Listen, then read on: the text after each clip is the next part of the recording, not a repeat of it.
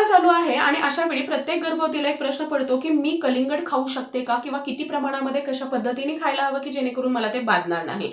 लक्षात घ्या, उन्हाळ्याच्या दिवसामध्ये कलिंगड खात असताना तुम्हाला पुढच्या काही गोष्टी लक्षात घेणं गरजेचं आहे. जेव्हा तुम्ही मार्केटमधून कलिंगड आणता तर त्यावेळी 3 ते 4 तासासाठी तुम्हाला थंड पाण्यामध्ये ते भिजत ठेवायचं आहे. त्यानंतर स्वच्छ धुवून त्यानंतर तुम्हाला ते कलिंगड तुमच्या आहारामध्ये समाविष्ट करायचं आहे. एका वेळी तुम्हाला जास्त कलिंगड खायचं नाही. एका वेळी तुम्ही 100 ते 150 ग्रॅम पर्यंत कलिंगड खाऊ शकता. एकाच वेळी तुम्ही जर अति प्रमाणामध्ये कलिंगड खाल्लं तर तुमची शुगर लेवल ही वाढू शकते, ज्यामुळे तुम्हाला त्रास जास्त वाढू शकतो.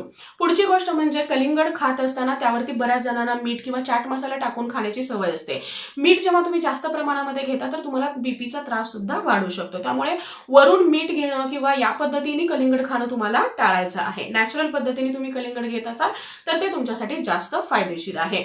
पुढची गोष्ट म्हणजे रात्रीच्या वेळी तुम्हाला कलिंगड खाणं हे शक्यतो टाळायचं आहे, कारण ज्यामुळे तुमची पोटॅशियम लेवल वाढू शकते, ज्याचा त्रास भविष्यामध्ये तुम्हाला जास्त होऊ शकतो. यासोबतच जर कलिंगड ऑलरेडी 2-3 तासापूर्वी कट करून ठेवलं असेल तर असं कलिंगड तुम्हाला खायचं नाही. असं कलिंगड जर तुमच्या आहारामध्ये येत असेल तर तुम्हाला वॉमिटिंग होणं किंवा जुलाब लागणं यासारखा त्रास हा होऊ शकतो. फ्रेश कट केलेलं, प्रमाणामध्ये असणारं, योग्य ते नॅचरली पिकवलेलं जे कलिंगड आहे हे तुम्हाला तुमच्या आहारामध्ये प्रेग्नन्सीमध्ये घेणं हे अतिशय सेफ आहे.